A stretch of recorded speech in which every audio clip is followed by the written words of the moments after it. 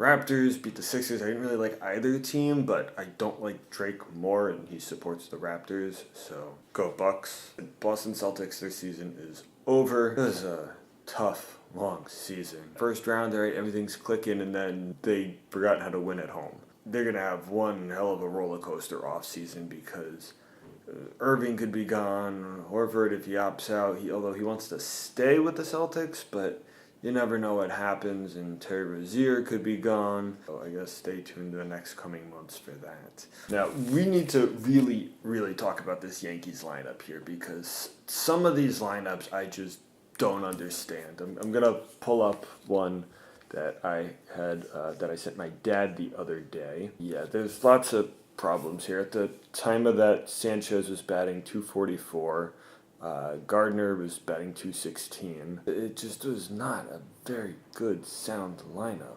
I guess if you're winning, I guess it doesn't matter. This is what the lineup I think should be.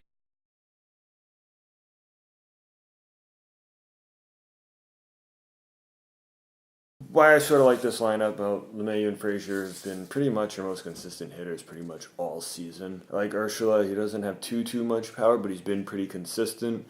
And if you put Voit, who can mash some balls like we've seen, you're not going to want to really load up the bases and give Voit a possible chance for a grand slam, especially with Sanchez right behind him too. So it's going to be a tough lineup to be in. Hicks, I mean, he's in center field, you're paying him all that money, and he's got pretty decent defense. So Maben, I guess he's been fairly productive since he's come over to the Yankees.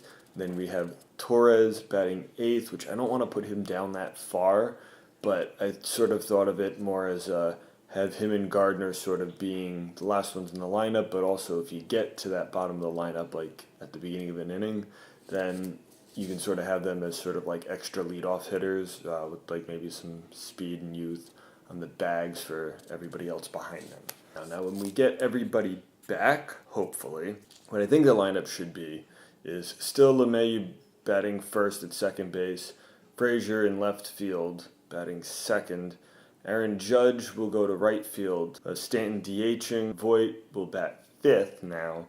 At first base, Sanchez will be catching, and we'll have Urshela batting 7th at third base. I'm going to give it to Torres at shortstop, and then Aaron Hicks in center field batting 9th.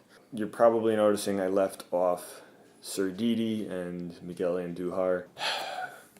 That brings me sort of, where do they fit? I think you just need to package Andujar and Serdidi and send them to another team. I know we briefly discussed real quick, you said no to trading Andujar, but I think we have some pieces that can fill in. Maybe gets Tyler Wade some at-bats. Torres is only 22, but Serdidi, while he's not old, he's not 22, and he doesn't have all that untapped potential like Torres does. It's a real tough bullet to bite, and I don't want to do it, but you're going to have to just send someone over and really anchor down this starting rotation, which isn't awful, but Tanaka, either he gives up 3 home runs a game or he's lights out. Luis Severino, he's coming back from an injury. Sabathia's been pretty decent. Happ, he's good. He's not. Paxton, we haven't seen too much, but it looked like he was turning a corner. 2 teams to trade with sort of stand out for me. The San Francisco Giants trade for Madison Bumgarner. Now, he does have a no-trade clause, and the Yankees are on that, but so are 7 other teams that are in contention to win the World Series this year. So I think that's a smart move on him, which means he can sort of